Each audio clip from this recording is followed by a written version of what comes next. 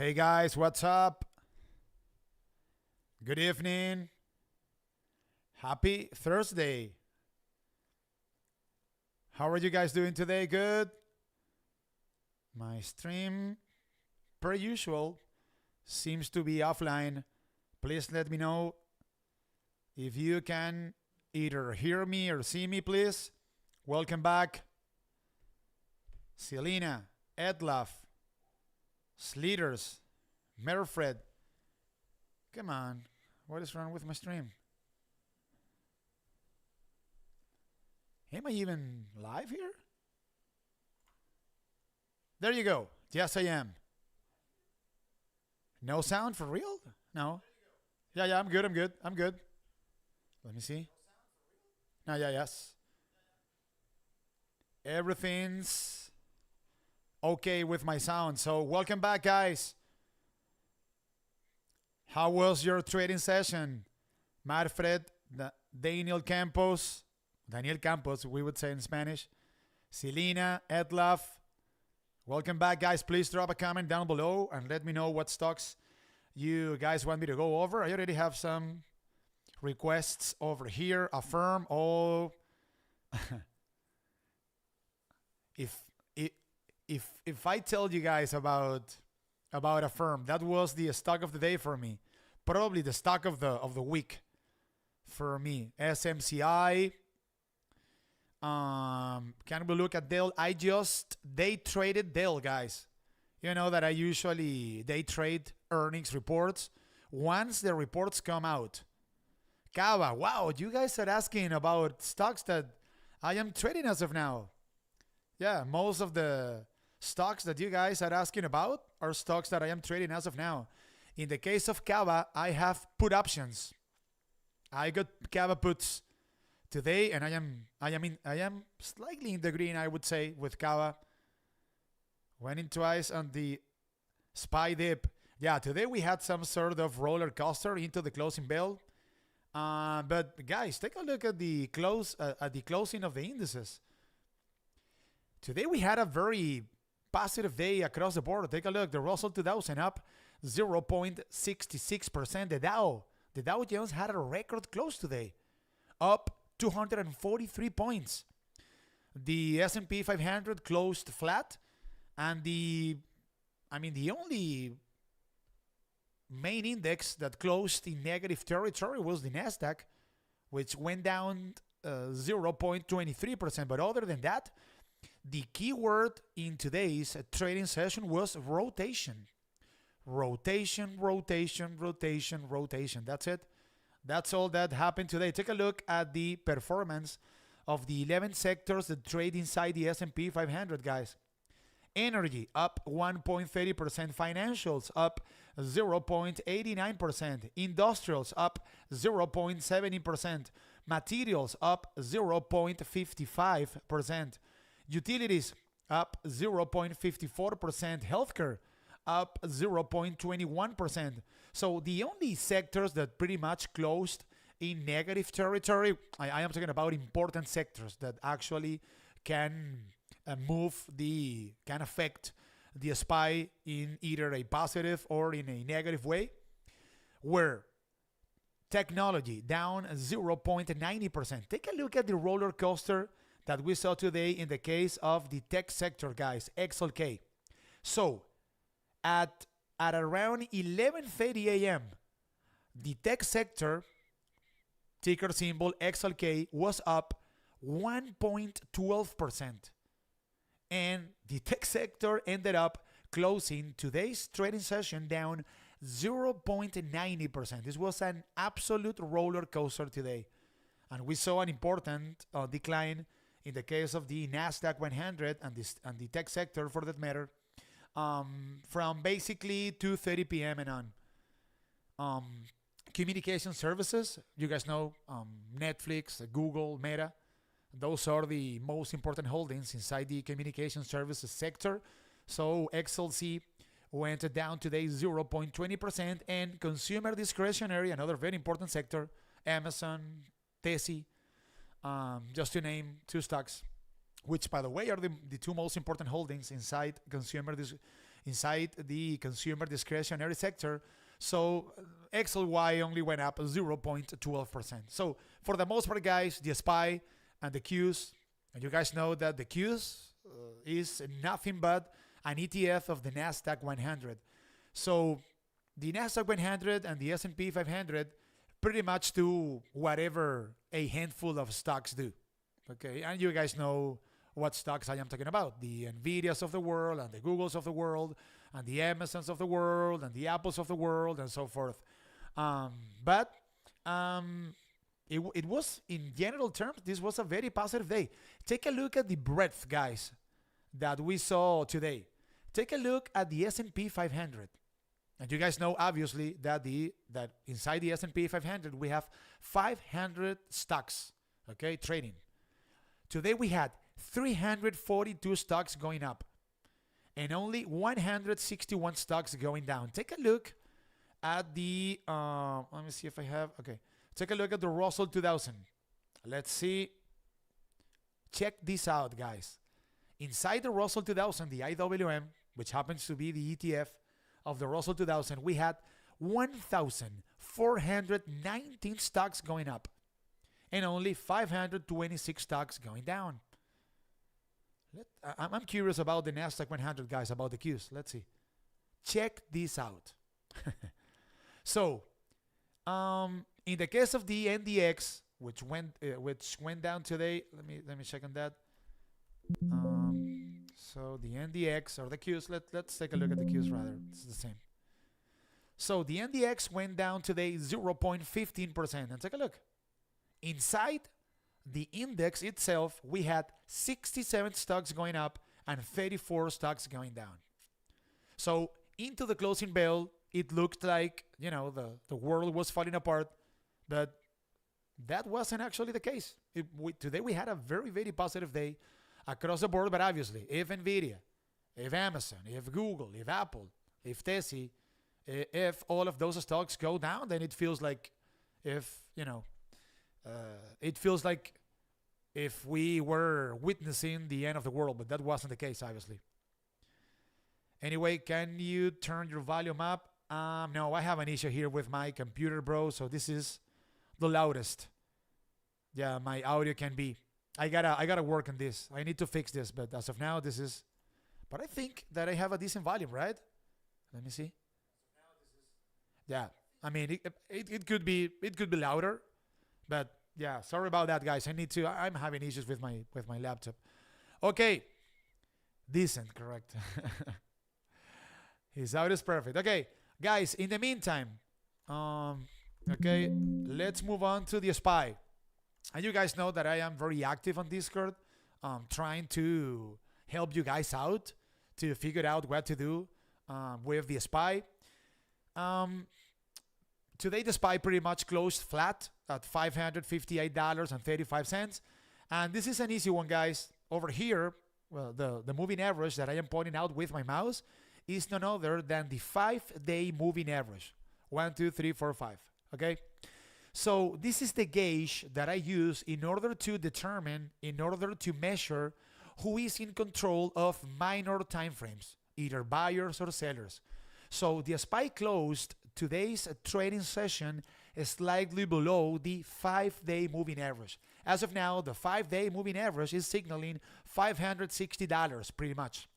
So if the trading session opens tomorrow slightly above $560, that implies that the bulls are in control and that maybe they might be gathering momentum in order to make another push higher to potentially being able to fill two gaps. The first one, $563, which has turned into a tough spot for the bulls. Take a look. So the bulls have failed right at $563 on 3 occasions. They failed today. They failed at $563 on August 26th. And they also failed at that level on August 22nd.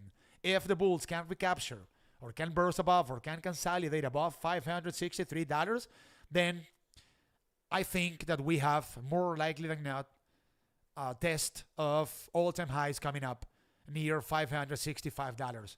So this is very important, okay? The 5-day moving average near $560. Say that we open the trading session tomorrow below $560. This could be potentially opening the door for more downside, in which case I think that $555 could be a potential spot in order to buy the dip.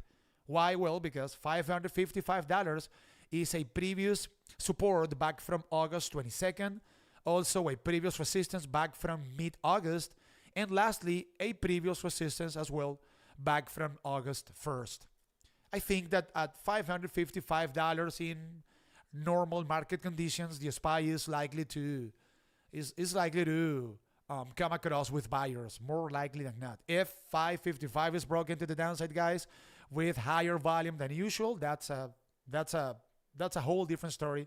And if that is the case, I am going to be calling out the most important levels of interest in the SPY on Discord. So you don't need to worry about the SPY. By the way, guys, keep in mind that tomorrow at 8:30 a.m. Eastern Standard Time, we have the core PCE data report, whatever bullshit that is, coming out. So that is supposedly the favorite inflation gauge of the Fed. So the markets are going to be paying attention to that report. I am not expecting fireworks tomorrow with the report because the core PCE happens to be the last inflation report that is posted on any given month. So before the core PCE comes out, we already had the PPI and the CPI coming out.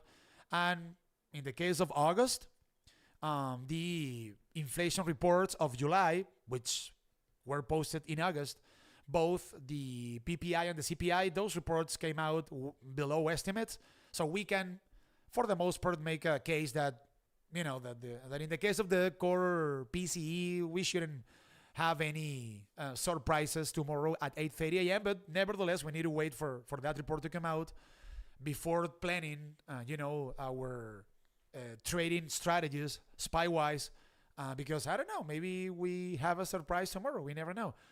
In the case of the core PCE, I've noticed that the regular reaction, let's say on the last two core PCE data reports, has been to the upside from an algorithm standpoint. So the algorithms immediately, read the report, see it below estimates, and they immediately start to buy equities.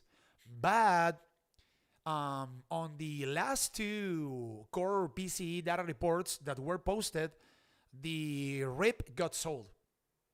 I don't have a crystal ball. I don't know if that is going to be the case tomorrow, but that could be the case tomorrow. So maybe, I don't know, the core PCE comes out below estimates.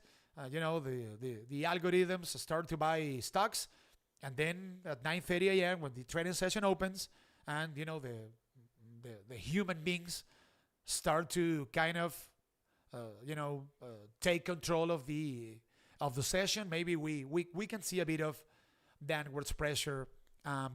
Potentially, I don't have a crystal ball, and we just need to follow whatever the price action is dictating to us. Okay, so that is just something that you need to keep in mind. Okay, let me take a sip of coffee here, guys. It's been a long day for me. So you guys are asking about, let me see, Dell. Let's go ahead and take a look at Dell Technologies. They just posted earnings. Take a look at what I did in the case of Dell, guys. It is going up not that much, right? So they are, take a look, guys. The RIP got sold in the case of Dell. Take a look at what I did, guys.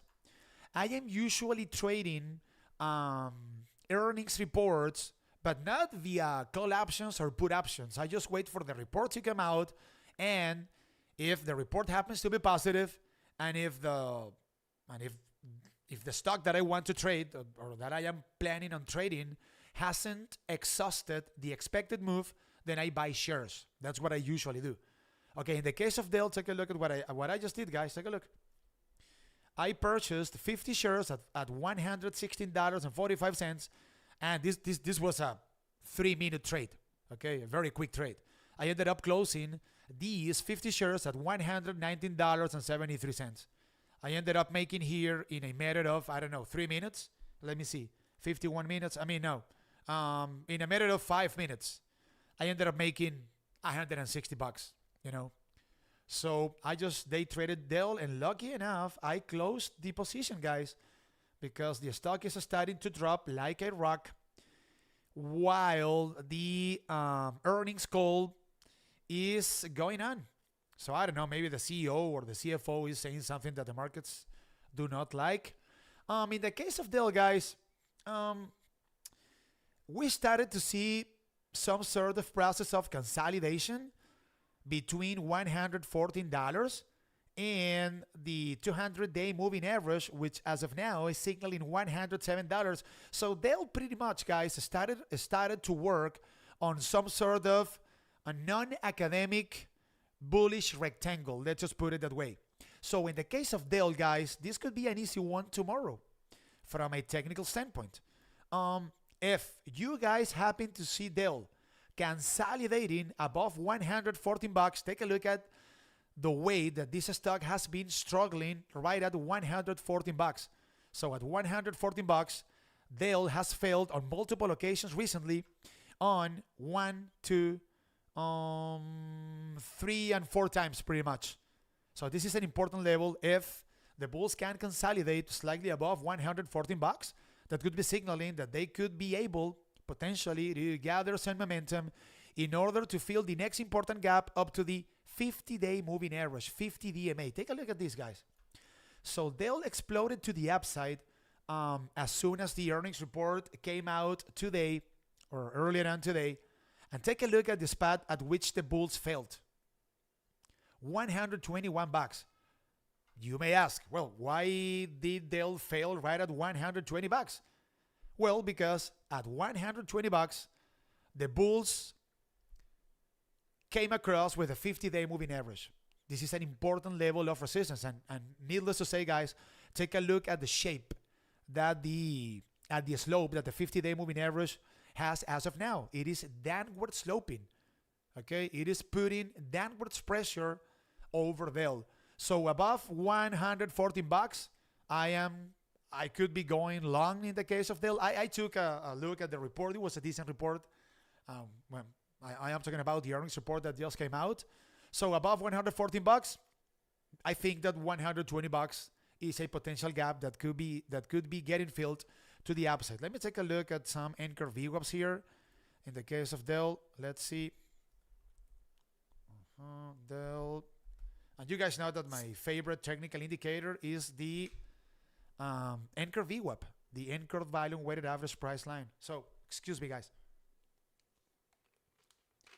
Take a look, guys. This stock is guilty until proven innocent. So, if we anchor a VWAP, or if we display an anchor VWAP from the all-time highs of Dell, because Dell hit $180 back in late May, we get an average price of $130. So what does this imply? That we have a lot of buyers trapped above the current price of Dell.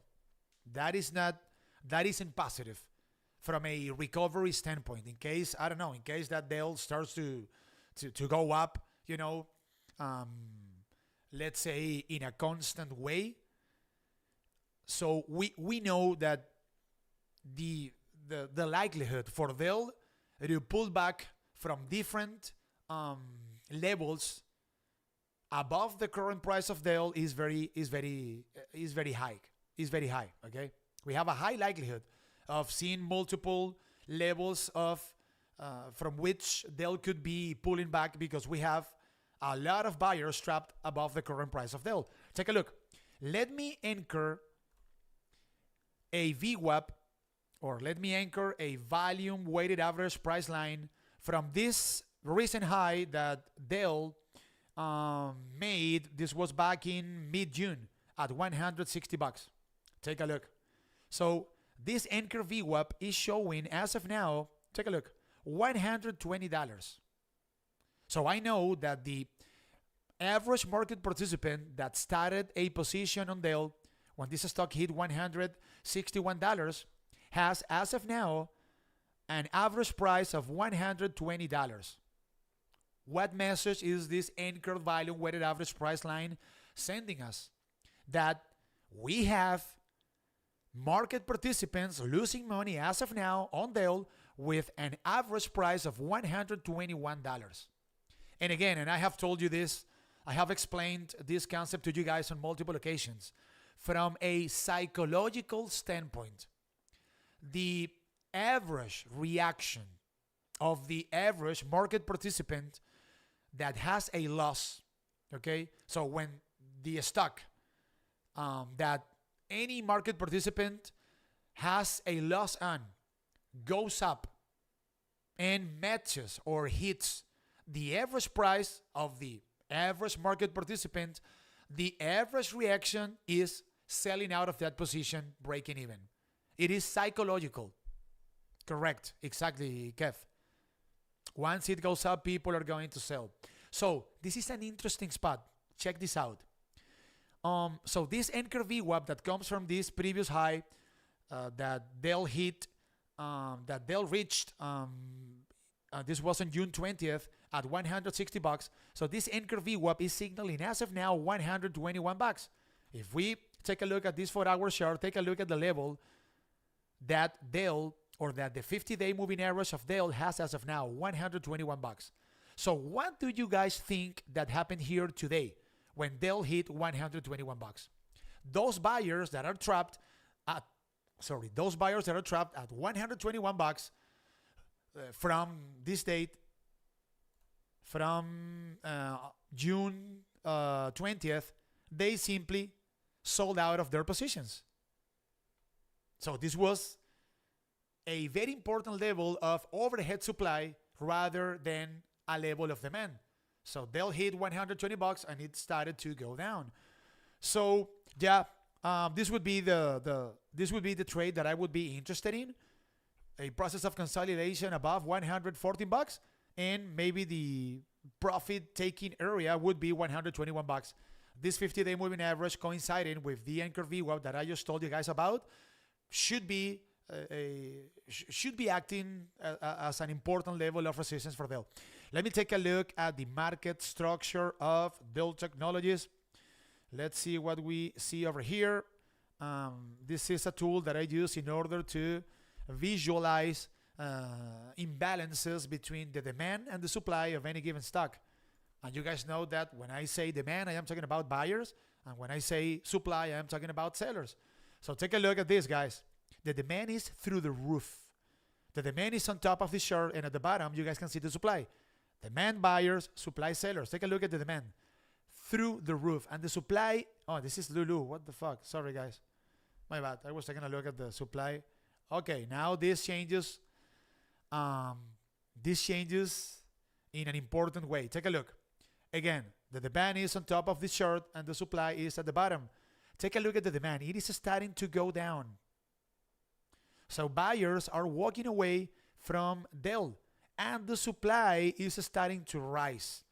So this is an imbalance that is telling us that in minor time frames, sellers are starting to gain control or to regain control of Dell once again. So we take a look at this 4-hour chart and take a look at how, guys, the 5-day moving average, this white line that I just told you guys about, was rising until a few days ago, and now the 5-day moving average has started to flatten out. It is kind of flat. So I know that sellers are starting to step in minor time frames, because this chart is still under the control of sellers in major time frames. Why do I say that? Because Dell as of now is trading below the 100 and the 50-day moving average.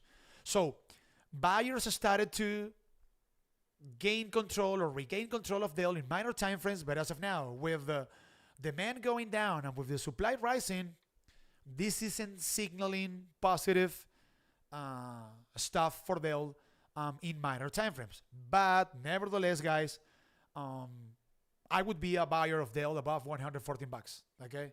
If I happen to confirm that Dell is consolidating above that level. But below $114, in my opinion, I no touch, okay? There you go. What site is that you use to the supply and the demand? The name of the site, let me move my camera. It is Market Structure Edge. You guys can see it over there, okay? That is the name of the site. Okay, so let's move on. What other stock what other request do I have here? Lilly. Okay, let's go ahead and take a look at Eli Lilly. LLY. It went down today. Nothing, guys, pretty much. It almost closed flat. It went down 0.92% and it closed the trading session at $940.20. Guys, this is a very good looking chart. We can make some sort of bearish case over here because Lilly closed the trading session below the 5-day moving average, the white line that I am pointing out with my mouse.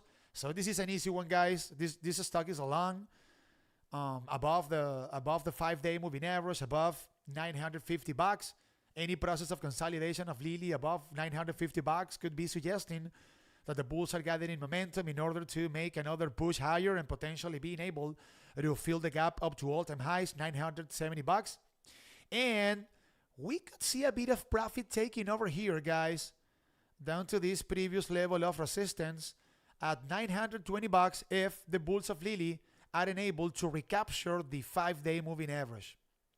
So say that you guys see tomorrow Lilly struggling, trying to burst above $950. That could be some sort of short, that could represent a short opportunity. And if we happen to see a bit more of profit taking over here, there could be a test down to, or there could be a test of this previous level of resistance that I just told you guys about near $920. But other than that, guys, take a look. Upward sloping 200, upward sloping 100, 20-day moving average, 50-day moving average. This is a very good looking chart. Other than the fact that Lilly closed the session today is slightly below the 5-day moving average. I'm not gonna take a look at any anchor VWAPs, guys. I mean, let me take a look. Why not? At some anchor VWAPs. I mean, it isn't really important to take a look or to pull up anchor VWAPs over here, guys, because Lilly is trading pretty much at all-time highs. That implies that we don't have any buyers trapped, or we don't have a lot of buyers, let's say. I guess that someone is holding the bag over here for some reason. But in general terms, we don't have a lot of buyers trapped above the current price of Lilly. So Lilly, let's see. Yeah, take a look, guys. An anchor VWAP from the all-time highs of Lilly. Oh, this is a former all-time highs, right? Because Lilly hit 972. Okay, let me remove this anchor VWAP. Let me, okay, anchor and okay, let me see. So, I'll take a look, guys. So an anchor VWAP that comes from the most recent all-time highs of Lilly. Lilly hit $974 back on August 22nd. So this anchor VWAP is signaling as of now $952. Let me pull up here this 4-hour chart and take a look, guys. So that anchor VWAP that comes from all-time highs is signaling $950, and $950 is a level that pretty much is coinciding with the 5-day moving average. So above $950, guys, it's a green light in order to go long Lilly. Let's take a look at the market structure of Lilly. What do we see over here? Let's see. Eli Lilly and Company. Let me see. Excuse me. Let's see. Take a look, guys. So the market structure is showing us some sort of imbalance that is favoring the sellers. Why? Because the demand is starting to go down, not much, but it is starting to decrease, and the supply or sellers is starting to rise slowly but surely. So this market structure reinforces my theory that if the bulls of Lilly cannot recapture $950, we could be seeing a bit more of downwards pressure over here.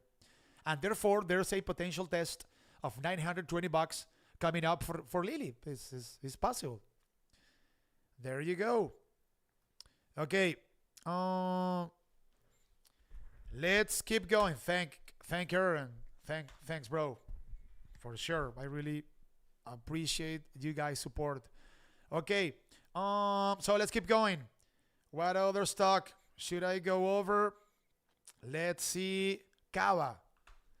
I have Kava puts as of now, guys. Yes, I do. And why? Well, and I'm making money here. So, okay, guys, long story short, I got an unusual put options alert in the case of Kava. Let me see if I can see it here. I'll show. Okay, here it is. So, on August 29, yeah, okay. So yesterday, someone, I don't know who this was, someone invested $450,000 on put options of Kava that expire on October 18th. And this is, I guess, a coincidence. Morgan Stanley or JP Morgan downgraded Kava this morning. Was this an insider trading? It could be the case. So today, because I opened this position today, pretty much as soon as the trading session opened, I mixed three factors. So first of all, the put options alert that I got that alert today, like first thing in the morning. After that, I found out that Morgan Stanley or JP Morgan downgraded the stock. And on top of that, guys, the valuation of this stock is nose bleeding, to say the least. So I don't trade stocks based on valuations, but I think that at these levels, and on top of that, guys, the CEO of the company and a lot of directors of the company have been selling shares left and right. So the upper management of these companies are smart people, most of them, guys. So when they know that the valuation of the stock of their company doesn't make any sense, what do you think the CEO and the CFO of those companies do? They start to lock in the profit. So we have had a lot of factors in the case of Kava. So a lot of directors selling out of shares. The stock got downgraded. The stock has a nose-bleeding valuation. But this is a super expensive stock. But you have no idea, guys. Like, super expensive stock. And on top of that, the technical reason was that I saw Kava today losing pre-market the 5-day moving average. Not pre-market, but I saw Kava trading below the 5-day moving average, this white line that I am pointing out with my mouse. And take a look at this, guys. Kava hasn't traded below the 5-day moving average, guys, since early August. And again, I use the 5-day moving average in order to determine who is in control of minor time frames. So it was like a mix, of a lot of factors. And I decided to get puts here, and I am weighing the money here in the case of Kava. So I think, obviously, because I am pretty much shorting the stock, that there is more downside over here for Kava.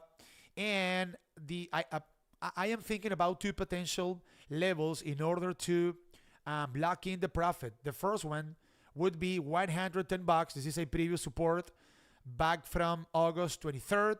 And on top of that, guys, take a look at this candle. Okay, this is a big upstick, right? So this is what some people call, guys, a breakout candle to the upside. Usually, these kind of candles, or I should say the base of that kind of candles, when they are tested as support, they usually act as such. So I think that Kava could potentially, find buyers near $110. I would be locking in the profit there. And if this support happens to be broken to the downside, I think that there is a potential second gap to the downside down to the upward sloping 20-day moving average, this pink line that I am pointing out with my mouse. Something that is worth pointing out here, guys, is the slope of the 20-day moving average. You guys need to get familiar with the slope of the moving averages. Okay? If a stock is trading above an upward sloping moving average, and that moving average is tested as support, that moving average has a high likelihood to act as such, to be able to act as support.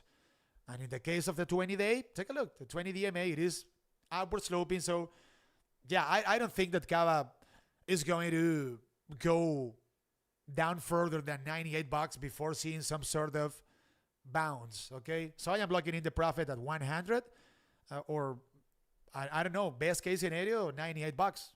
Hopefully, I am making money here as of now with this trade.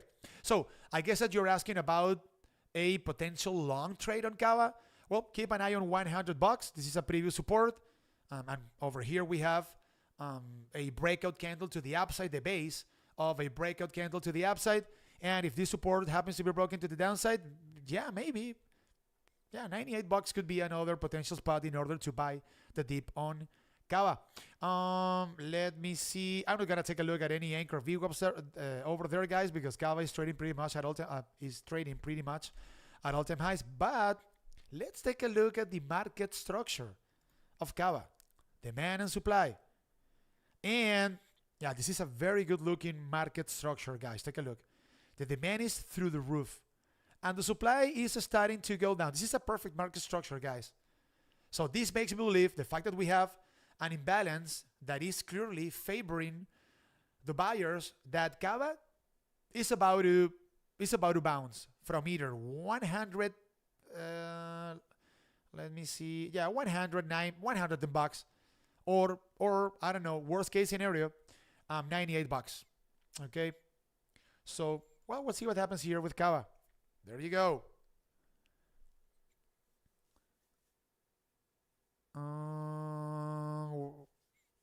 Where do you get your alerts from?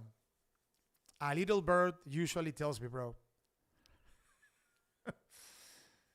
Yeah, that's a little bird that tells me every morning. Yeah. Yeah, I don't get my alerts from any website, guys. Yeah, I sign up for some sort of email that I get every morning, and I am paying for that service and I get the alerts. Yeah. Yeah, a little bird tells me every morning. Okay. Palantir. Let's go ahead and take a look at the Messi of artificial intelligence. Palantir. It went up today 2.11% and it closed the trading session at $31. So last time I checked Palantir, it was looking super bullish, guys. It is still looking bullish. I mean, the 5-day moving average is downward sloping. That implies that potentially buyers are trying to gain control of Palantir in minor time frames. But the bulls were able to close the trading session today a bit above the 5-day moving average. So I don't know, guys. I'm thinking over here we have a previous resistance. Let me pull up. Okay, let me pull this up. Let me see. Check this out, guys. No, this is not the chart. Let me see. $31. Okay, guys. So take a look at $31. $31 in the case of Palantir, the Messi of artificial intelligence, is a previous resistance back from December of 2020. Most of you guys were not even trading way back then. Previous level of resistance back from 2020. This is a huge level for the Messi of AI. So I'm thinking, guys, and since the bulls were able to recapture today the 5-day moving average, that any process of consolidation of Palantir above $31 is pretty much signaling a potential new test of the brand new 52-week high of Palantir at $33. And take a look at the moving average that I just told you guys about in the case of Kava, guys. What moving average did I just tell you guys that Kava could be bouncing back up from? The 20, right? The 20 DMA.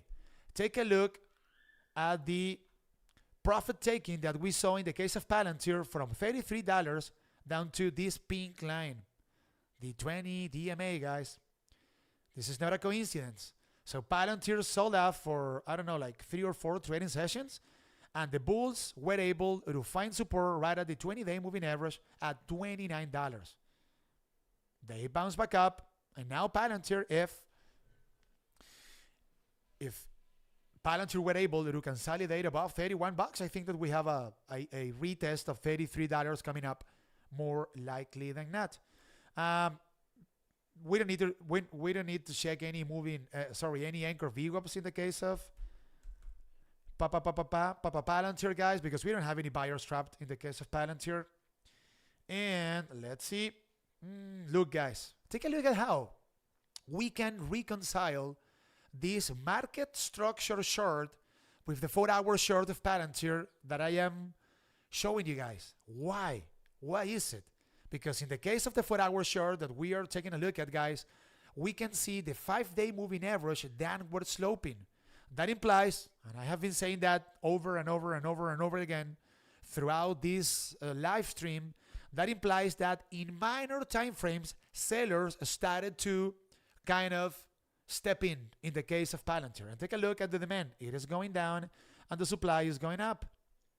So we can easily reconcile this market structure chart with the fact that the 5-day moving average is downward sloping. So yeah, above $31 bullish, below the 5-day moving average, guys, so below $30-ish, with the demand going down and with the supply rising, I wouldn't be that bullish in the case of Palantir. Do you have any lips for Palantir? No, I do not. No, I don't. I mean, I like the stock from a trading standpoint. I usually trade Palantir, I gotta say. But if you're gonna buy if you're going to buy lips, you're pretty much thinking about investing at a long-term, that stock, right? And in the case of Palantir, guys, this is another nose-bleeding valuation. This is a very, very expensive stock as of now. And I know, guys, that most of you guys are traders. And I will give you an advice. If you are thinking about like investing at a long term, I don't know, maybe in Nvidia, maybe in Palantir, maybe in, I don't know, you name a stock, Tesla, I don't know. You need to get familiar with valuations. If you don't get familiar with valuations and you just pretend to be investing at a long term just because you listen to any YouTuber saying that a stock is going to the moon, you are very likely to end up losing money. Okay? In my case, guys, I love valuations. I love fundamental analysis. And no, I wouldn't invest in Palantir as of now with the current valuation of the stock. Excuse me. Okay, let's keep going. So what other request? Peloton. Let's see. Peloton was going on a tear, right, recently? Okay, so Peloton went up today 2.21%, and it closed the trading session at $4.63. Yeah, again, I respect, let's say, a lot the 5 DMA. So, I don't know, guys, Peloton above the 5-day moving average, above $4.75, which is a moving average that was broken to the downside yesterday. Today, it acted as resistance. Take a look. $4.75. So, above 4.75 cents, I don't know, this could be a fun trade up to the recent high that Peloton made at $5.55.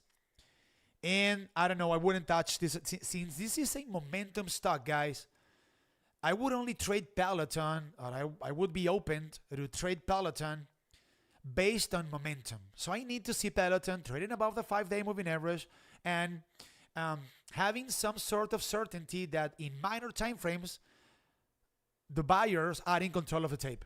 So above 4.75, I could be going long Peloton, and in my opinion, this is a no touch below $4.75. Anchored volume weighted average price line, AVWAP. Let me type it here. Hold on. AVWAP. There you go. That's my favorite technical indicator. I use it a lot, guys, like a lot.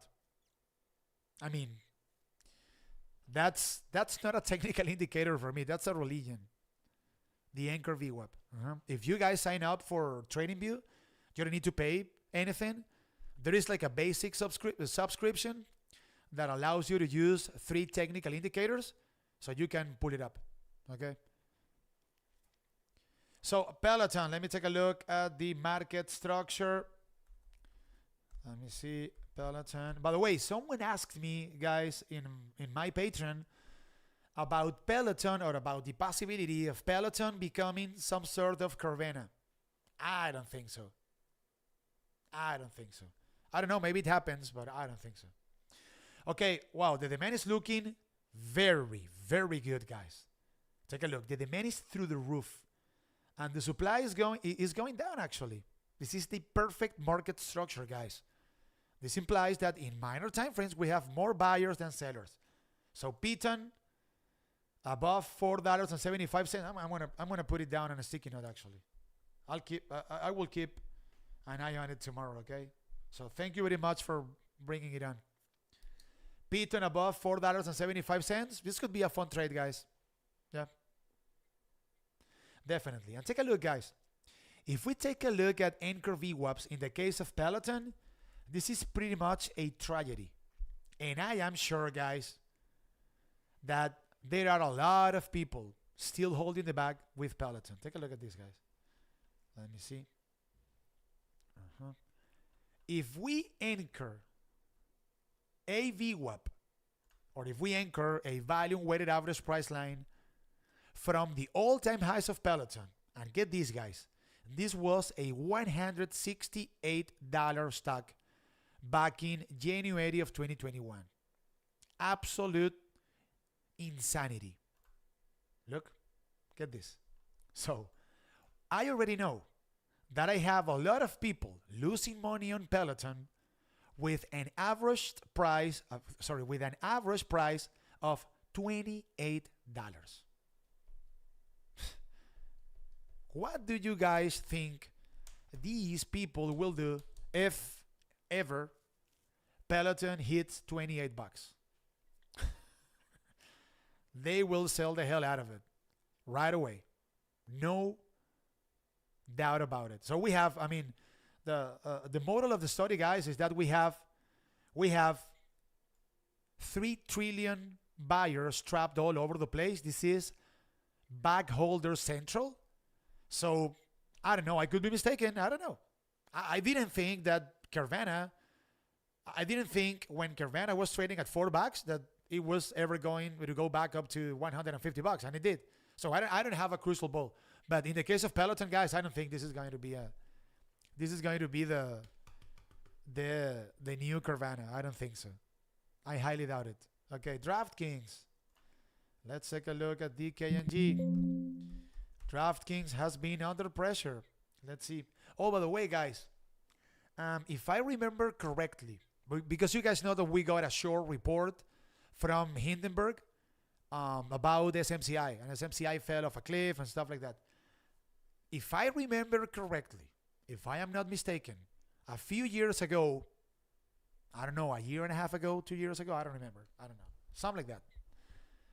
We also got a short report of Hindenburg about DraftKings, and the stock plummeted. Like plummeted. And at the end of the day, you know, the short report or the short theory that Hindenburg had on DraftKings didn't play out, guys. Because the company is supposedly doing fine, you know. It wasn't a scam. I'm not saying that is the case I am not obviously saying that is the case of Super Microcomputer. I'm just saying that you never know.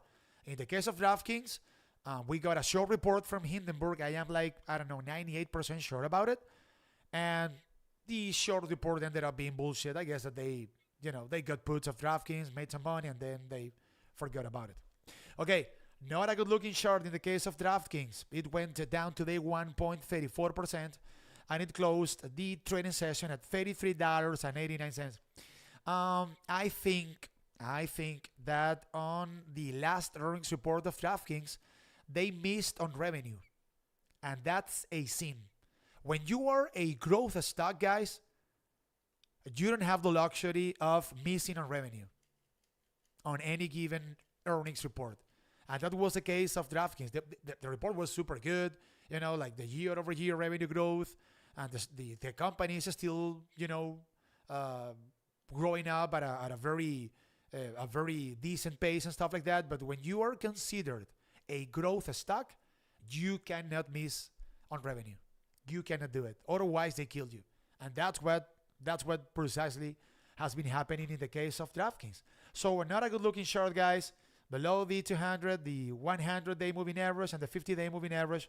So this is a no-touch below the 5-day moving average that as of now is signaling $35 pretty much. And take a look at this coincidence. If I draw a line here, guys, from the 5-day moving average, I get a price of $35. Take a look at this, guys. $35 happens to be precisely a previous support for DraftKings back from late May. So Dnkg recaptures $35. I could start to be somehow constructive about this ticker. Below $35, guys, I think that we have lower prices coming up for DraftKings more likely than not. And keep an eye on the 20-day moving average, guys. $33.19. This 20-day moving average is broken to the downside, and I think that we are going to see some people capitulating over here, more likely than not. We're going to see some sort of capitulation of, some buyers that still have hope for DraftKings in order to, bounce back up sooner rather than later. So $33, DraftKings breaks $33 at the downside. This is a short in my opinion. And maybe a process of consolidation above the 5-day moving average, above $35, could make us think about a potential trade to the upside. But this is not a good looking chart, guys. A major downtrend below two very important moving averages, the 200 and the 100 DMA. So I would be careful here with DraftKings. Let me take a look at some anchor VWAPs. Let's see, what do we have in the case of Dnkg? Let's see, DraftKings. And, take a look. Interesting. So, check this out, guys. An anchor VWAP of Dnkg that comes from all-time highs. So, DraftKings hit all-time highs. This was back in March of 2020 at $73. So, that anchor VWAP shows us that the average market participant that started a position on DraftKings when this stock reached all-time highs, so that average market participant has an average price as of now of $28. Take a look at the spot that Dnkg bounced back up from. This was in early August, $28. Do you guys think that this was a coincidence? It was not.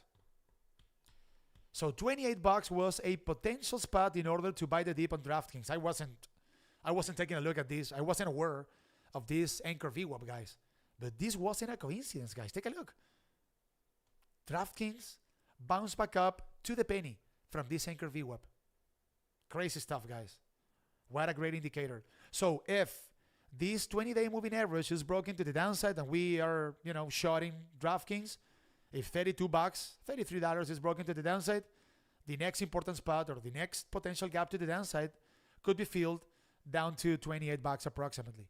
And maybe that anchor VWAP could be once again acting as support. It's possible.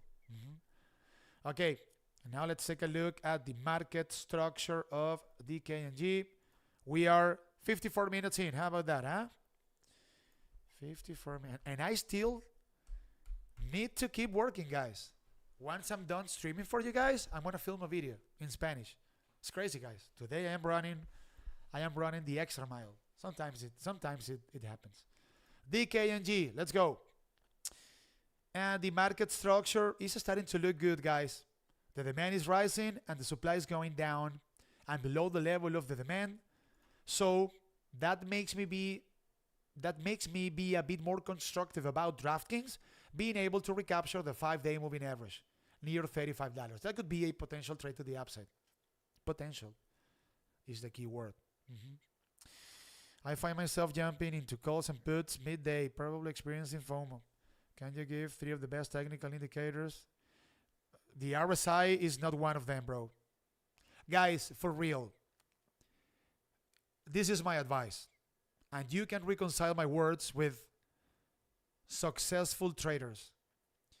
Please do not use the relative strength index. The RSI is the most useless indicator there is. Please do not use it. I have it on my technical chart. So I usually take a look at the RSI in order to kind of, quote unquote, confirm overextended situations to either the upside or the downside. But I never, ever base any trading decisions on the RSI. It is a losing money indicator. Don't use it.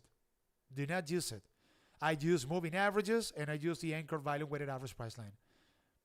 In order to determine levels of interest from a resistance and a support standpoint, I also use Fibos. But I don't use Fibos, throughout the trading session. I'm just, I determine levels of support and resistance, and I also obviously, let's say that pay a lot of attention to the moving averages and the anchor VWAPs. Okay, and I usually do not trade downtrends. I don't trade downtrends, and I don't short uptrends. That is also super important, guys. You need to understand that in the case of the stock market and in the case of trading, for the most part, the challenge for us, okay, as traders, is trying to figure out who is in control of a technical chart. If a technical chart is showing us that buyers are in control, why would I be shorting that stock? And on the flip side, guys, if we see that we are in front of a technical chart that is under the control of sellers, why would I be buying that stock? It isn't that hard. But most people do this, guys. They see a technical chart like Best Buy. This stock had today their best day ever. And they see this technical chart and I don't know why. They see a put options opportunity. Why? I don't get it. Why? Because the RSI is elevated? This is a recipe for disaster, guys. This is a technical chart that is under the control of buyers. I never short all-time highs, and I never buy all-time highs either. I just wait for the stock to settle, and some people see charts like Dollar General, DG, right? Take a look at this disaster, and they buy the dip. This is pure insanity, guys. Why would anyone be buying the dip on Dollar General? Do you guys think that this stock had today its worst day ever for nothing? So you guys need to try to interpret the net aggregate opinion of the markets. Again, the net aggregate opinion of the markets. And you need to understand the concept of the price being right 100% of the time. So why would someone be buying the dip on Dollar General? This doesn't make any sense. This short is pure trash. It is absolutely broken from a technical standpoint. Most of these broken technical charts keep going down. So those are concepts that you guys need to get familiar with. And if you do so, you're going to see your trading improving substantially, I would say, for the most part. Yeah. Thank you, Albert, for your time, and you're appreciated, and your level calls out our exception. Thank you, thank you, thank you. You opened my eyes to the 50 DMA. There you go. That's a very important moving average. Yeah, the 50, the 100. Sure. All of those moving averages are super important. Mr. Softy, before I wrap it up, let's go over Mr. Softy because we are almost 1 hour in here, guys. Yeah, an hour already. Yeah. Okay. So let me take a look at Mr. Softy. It went up today 0.61% and it closed the trading session at $413.12. Not a good looking chart, guys. Below the 50, the 100-day moving average. We can make a case that the bulls are kind of defending over here these three moving averages, the 5, the 20, and the 200-day moving average.